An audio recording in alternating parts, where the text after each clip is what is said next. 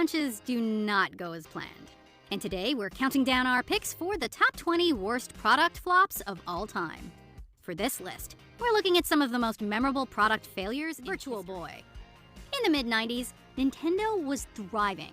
Their Super Nintendo, released in 1990, was a massive success, but a few short years later, they delivered a serious flop.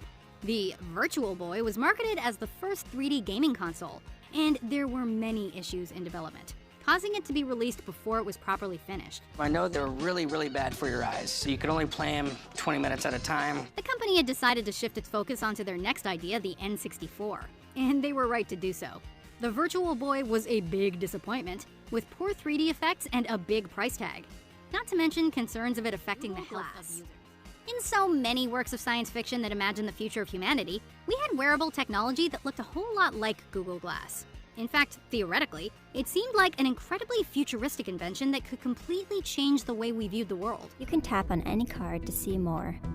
Swipe down anywhere to go back to the timeline. But despite its lofty goals, Google Glass was mired with criticism and was prohibitively expensive for many. Chief among the concerns were issues of privacy, because the glass could easily record people without their consent, as well as LipBalm. Some products on this list were good ideas that just weren't well executed or didn't catch on, but this is absolutely not one of them. Sure, we all loved soda-flavored chapstick, but when Frito-Lay introduced Cheetos-flavored lip balm, it was obviously a step too far.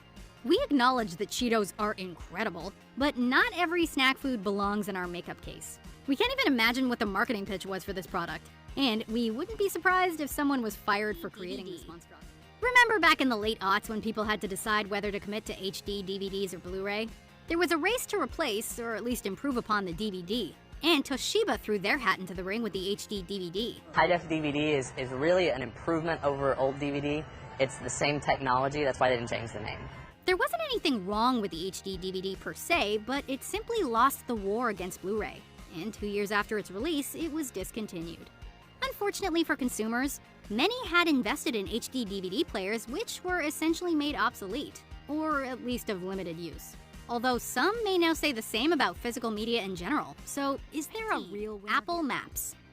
Let's just do a show of hands. Does anyone watching this video use Apple Maps? Okay, can't actually see you, but let's assume there aren't many of you. Yes, despite the fact that it is the default on the company's devices, Google Maps has always been the superior navigational system. Tim Cook even issued a public apology for all of the problems the application had. Some of these problems included misspelled place names and locations being placed miles from where they actually were. We admit Apple Maps has come a long way since it was launched in 2012 and was riddled with issues, but its poor reputation has remained. Don't tell me this is Zune bad. I'm sorry, Gavin. It's Apple Maps Microsoft Bob.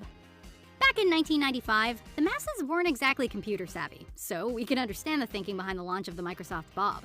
This was an operating system interface that made your desktop look like a house, with each application corresponding to a regular household item. The whole point is that you don't have to find the clock application somewhere in your computer. You can just think, hey, look, there's a clock, click on it. The idea wasn't a terrible one, but it used a ton of processing power, which most home computers didn't have in excess in 1995. It was discontinued shortly after launch. To make matters even worse, it gave the world Clippy, and perhaps worse still, Comic Sans was actually invented for use in Microsoft Bob, even though they didn't end up using it on the kitchen entrees. In the 1980s, frozen meals were popular and prevalent, so that's perhaps why Colgate, best known for their line of toothpastes, decided to get into the market, because why not? But there's something distinctly unappetizing about the name Colgate Kitchen Entrees. What a cool taste! Let me try! No one wants to be slumming it with a half-frozen, half-overcooked plate of gruel and be reminded of fluoride-enhanced mint-flavored grit cream. Anyone who's ever had a glass of OJ after brushing their teeth knows toothpaste and food do not mix. Sorry, but the Newton. The Apple Newton was the product for which the term personal digital assistant was created. And at the time of its release in 1993, it seemed like the height of new technology. Newton is the first product from Apple to have a button labeled Assist. Tap it, and you open a whole new world of possibilities. But the price of the product was very steep, making it a difficult sell for consumers. Another factor in its failure was that the highly anticipated handwriting feature ended up being a disappointment. At least if you didn't want to eat up Martha. Hey, Dolph, take a member on your Newton. Beat up Martin. The Palm Pilot ended up overtaking it, and when Steve Jobs came back to Apple in 1997, he ordered the Newton line to be discontinued. Just point this to another Newton and zap. The information is transferred. No wires or anything. It's really cool. Zune. Cool. Back in the mid-aughts, it was tough to compete with Apple's hugely successful iPod, but some companies tried anyway to varying results. Microsoft produced its own MP3 player called the Zune, which was released in 2006 and managed to stick around until 2012, though in the latter years it was definitely not selling much. The performance of the Zune never quite matched up to that of its competitors, and in an embarrassing instance in 2008, most of the 30GB Zunes completely stopped working on New Year's Eve because they forgot to account for the extra day in the leap year. I stood in front of a case of iPods and I bought a Zune. What's a Zune? Yep, exactly. The Galaxy Note 7. One of the more recent flops we'll be discussing was one of the most explosive launches in tech history. But in all seriousness, the Samsung Galaxy Note 7 started literally catching on fire shortly after its release. This phablet was actually pretty well reviewed when it first launched in August of 2016, but those positive critiques didn't count for much when the phones began smoking and setting aflame. Through measurement and observation, it was found that the negative electrodes were damaged because the design of the cell pouch did not provide enough room. In one much publicized instance, this even happened on a flight which had to be evacuated, prompting airlines to ban the Note 7.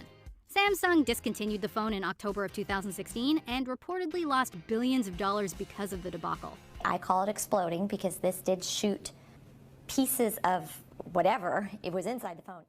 Thanks for watching. Please subscribe our channel and support us. Please like, share and comment and click the notification bell for future update and check out our other videos.